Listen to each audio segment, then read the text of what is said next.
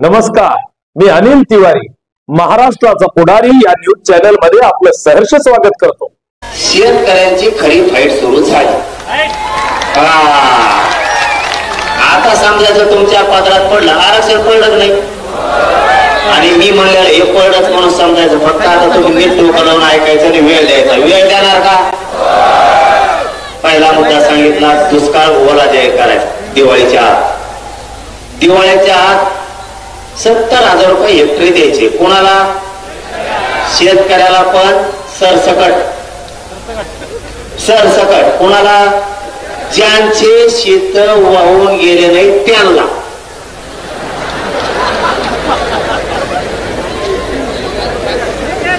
शेत वाहून गेले नाही त्यांना म्हणजे त्यांच्या शेतात पाणी साचलं, पीक जळून गेलं म्हणजे त्याचं 70,000 रुपये हेक्टरी नुकसान झालं। आता राहिला दुसरा, ज्याच्या नदीच्या शेजारचे वावर होऊन गेले आणि पीक होऊन गेलं त्याला 1,30,000 रुपये भरपाई द्यायची।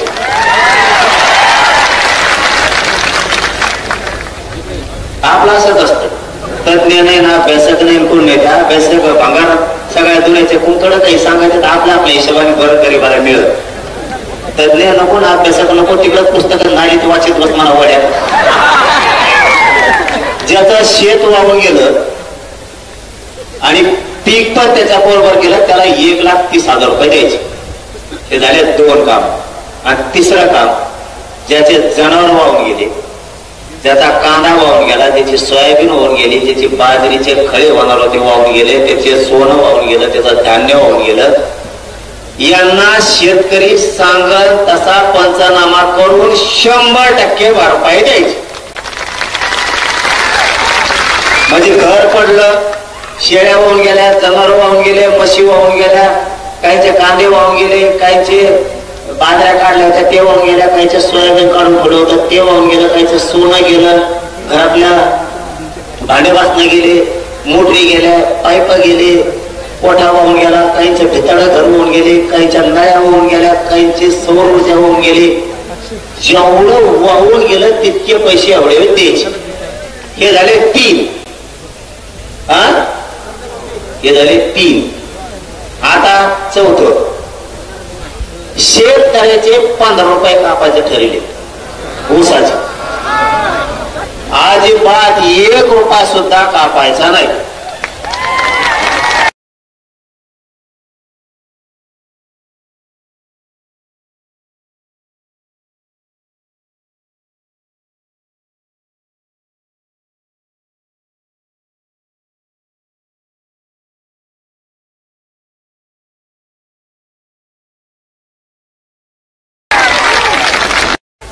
$20,000 पगार आहे, त्याचा चौथा हिस्सा कापा 5,000। ज्याला 1 लाख आहे त्याचे 25,000 कापा, ज्याला 2 लाख आहे त्याचे 50,000 कापा, चौथा हिस्सा कापाय। त्याला काही गोबीचा पाय लागला होणार आहे का? पगार फुकटात हे वावर कुठंतरी हडकेलेला असेल, नोकरी म्हणल्यावर कुठंतरी आम्हाला तिकडं सापडेला असेल, त्याच्यामुळं हे कापा। कमीत कमी 4-5 लाख अधिकारी असतील नोकऱ्यावाले सगळे, 10 लाख, या 10 लाखातच जवळपास 1,000 कोटी रुपये जमा होते। हे प्रत्येक राजकीय पक्षाकडे हे करायचा, सरकारला सांगतो, मुख्यमंत्र्याला सांगतो, हो ते पैसे कापायचे नाही, नोकऱ्यावाल्याचे पुरेचे पैसे कापा, टोटल 1,000 रुपये ठेवू नका, त्याचे चौथा हिस्सा आपण टाका, शेतकऱ्याला वाटा। इकडे शेतकऱ्यात पुढं का म्हणतो, त्याचे 5-8 खायची येळ आली, तू कुठं खातो रे? ते जमणार नाही। 1 एकर ऊस लावायचा, त्याच्यात तुला 15 रुपये द्यायचे, तू जर काढी लागली काय तिकडे, आणि तो पोराचा टायरच 1 लाखाचं गाडीच, ही केवढं ती गाडी। दुसरा मुद्दा, एका पक्षाकडे 1,000 लोक आहेत मराठ्यावर, निवडणुकीच्या दिवशी म्हणते 500 कोटी दिने देतोय, कंपनी बंद पाडी। आता रोग आला का सरकारला? जेवढे जेवढे व्यावसायिक उद्योगपती येतं, राजकीय लोक येतं, खासदार आमदार येतं, मंत्री येतं, त्यांच्याकडे प्रॉपर्ट्या हजार कोटीच्या आहेत ना. 1 एकर ऊसावर 15 रुपये कापी तू कशाला. आता देवेंद्र फडणवीसची प्रॉपर्टी कमी असेल का. कापी आडती जाण शेतकऱ्याला.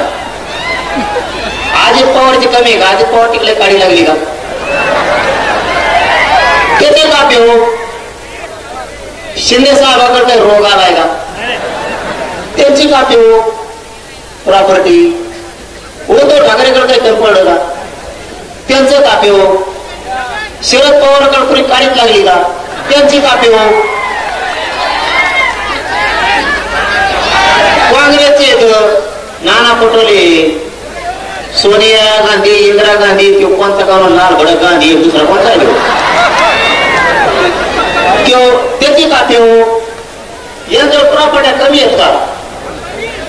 हा ते आंबाडी त्याचं तेल मीठ बंद करा ना.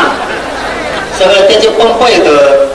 त्याला म्हणा एक दिवस तुला जे रिलायन्स पंपाचा व्यवसाय येतो एका दिवसात एका पंपावर 3 शेतकऱ्याला ऊस कुठं कापतो. तिकडं आमचा फेसबुक पडे पाणी हळूहळू सरा आमचं कुठं कापतो गाठ पाण्याला. तिकडे लय मोठं उतारा ना. त्या राज ठाकरेकडे काही कमी आहे का. त्याच्या सगळ्या ट्रॅव्हल चालायला कापतो त्याच्या. नारायण राणेकडे काही कमी पड असलं त्याला ती ऊसाचे पाताटाचे त्याच्या कोण घे. मग विजयकडे येतं, मोहिते घराणे येतं, निंबाळकर घराणे, चव्हाण घराणे, देशमुख घराणे येतं. त्या सगळ्याकडे 4 पोते भरून द्या पैशाचे.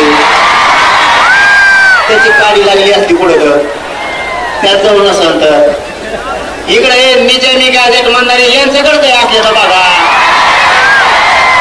बोरगाला लय उतू येतं तोडता वाच. इकडे ती म्हणा थोडी.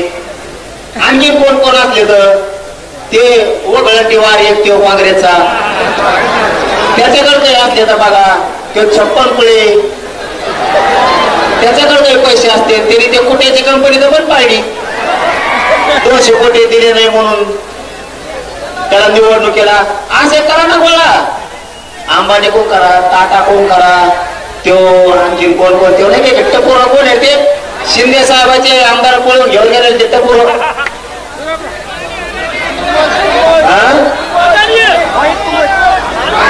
ते नाही उंटावडे नाकाचं ते कंबोडा कंबोडा काय नाव कोण आल्यात पाहिजे. त्याच्याकडे मार माझा पैसा आहे. काढा नाही कंबोडा का काय कोण काढून शिंदे साहेबाची सीट घेऊन पळून गेला आहे कंबोडा.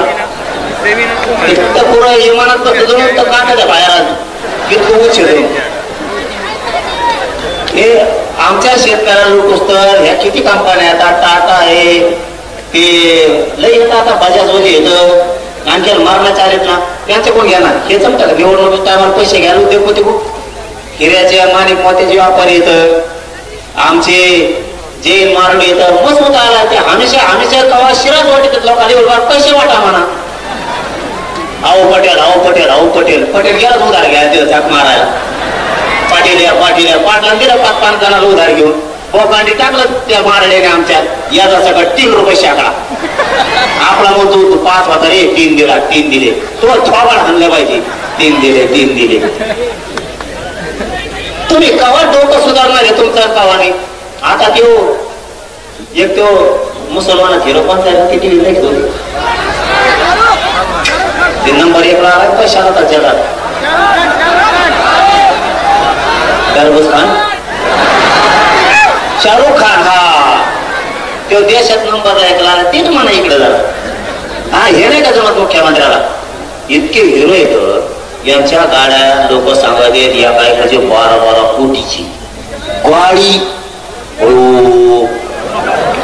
आपण लोकांच्या गाडीत कुठलं तर तेव्हा त्याने आलिशान गाडी घेतली. तो तुता आणला पाहिजे आलिशान घेतली. त्याच्या गाडीत बसून आला म्हणा आलिशान गाडी घेतली गाडीची.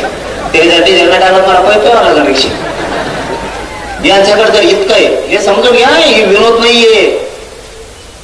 इतके मोठमोठ्या लोक त्यांजवळ कंपन्यात यांना यांच्याकडून सगळे पैसे वसूल करा. 1000 लोक सगळ्या पक्षाकडे 1000 लोक 1-1 कोटी घेतले तर 1000 कोटी रुपये जमा होते एका दिवसात. मुख्यमंत्र्याला जमत नाही घ्या करायला शेतकऱ्याला द्यायला. हे झाला मुद्दा क्लिअर. एक सांगितलं ओला दुष्काळ, पगार काय देते ते एका दिवसात आपलं आपल्याला द्यायला लागले. हे आपल्याला द्यायले. मुख्यमंत्री देवस्थानाला पैसे मागत आहेत, देवस्थान 1-1 कोटीची मदत करते. अरे बाबा, तुमच्याकडे गाडी लागली का? तुम्हाला दुसरीकडे द्यायला आहेत का? उद्योगपत्याचे कर्ज माफ करायला ते म्हणल्या का खाल्ल्या कोण मिळून गेला पैसे योग्य जमतं का? मग असे गोष्टी करताना विचार करा. आपला पहिला मुद्दा घ्या, मुद्द्यावर येऊ. हे बस रे, मुद्द्यावर येऊ. तो का बिराडील का देवदर कोणाचा तंबुटा खाली तोंडात इतक्या लोकात तंबू खाली होतो का? चावला जाऊन रे किसून तरी तीच नाही, कपाळा ठेवायची पाटांना ठेवली. मुंबईत असं घायल केलं मला. कोण मला बाबा पहिले मुंबईत झालो. ते रोडला बॅरिकेड लावायचं पळतो. अवघड पोटे ती पुढं झेडे ठोकेले, पुढं नाही कुंकडे, नारळ काढले. पुन्हा मुंबई ते साहेब म्हणले काही काम सांगा, फडणवीस म्हणले काही काम सांगा, पुन्हा मुंबईत येऊ ना. नारायण करोड खोटा नाही बोलला.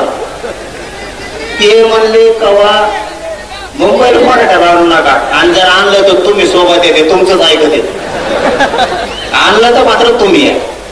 एक मुद्दा ओला दुष्काळ जाहीर करायला लावायचा. 2 70,000 रुपये हेक्टरी घ्यायचे. 3 ज्याचे शेत रोडच्या नदीच्या कडीचे वाहून गेले पिकासहित 1,30,000 संपूर्ण कर्जमुक्ती. सुट्टी नाही शेतकऱ्याला मागे सरकारचं नाही, संपूर्ण कर्जमुक्ती. 5वा मुद्दा, ज्या शेतकऱ्यानं विदर्भातल्या, मराठवाड्यातल्या, खानदेशातल्या, पश्चिम महाराष्ट्रातल्या आणि महाराष्ट्रातल्या शेतकऱ्यांनी आत्महत्या केल्यात आतापर्यंत 20 वर्षात आतापर्यंत आत्महत्या केलेल्या शेतकऱ्याच्या कुटुंबाला शासकीय नोकरी सरकारनं द्यायची. 6वा मुद्दा, शेतीला हमी भाव घ्यायचा आहे, त्याच्याशिवाय आंदोलन थांबवायचं नाही. काहीच गरज नाही कोणाची. आपल्याला जर हमी भाव गेला तर काहीच गरज नाही कोणाची आत्महत्या होत नाही, काय नाही काय. फक्त आता शेतकऱ्यांना ताईट व्हायला सावध. 7वा मुद्दा, शेतीला नोकरीचा दर्जा द्या. तुम्हाला हे कळलंच नसणार आहे काय. शेतीला नोकरीचा दर्जा द्या म्हणजे तुम्ही म्हणता नोकऱ्या नाहीत, नोकऱ्या नाहीत. ठीक आहे, जो शेती करेल 10 एकरच्या 8 लाख त्याला 10,000 रुपये महिना सुरू करा. नोकऱ्या नाही तर पोरं का शेतात तरी काम करतील 10,000 रुपये. शेतीला नोकरीचा दर्जा द्या. कोणाकोणाला नोकरी लागेल 10,000 वर हात करा.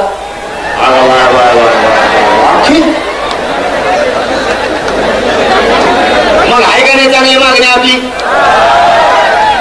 शेतीला तुम्ही म्हणता नोकऱ्या नाहीत, शेती कशी देईन? पोरं नाक तरी लागेल पोराला. शेतात काम करायचं त्या पगारामुळं. पोरं शेतात काम करणं, पोरं वावरही करायला लागले.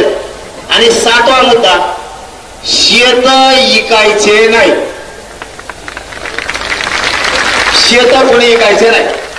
आता हे जर दिवाळीपर्यंत केलं नाही, आता सांगितलेले 7 मुद्दे सरकारनं जर केले नाही, त्यात काही राहिला का की.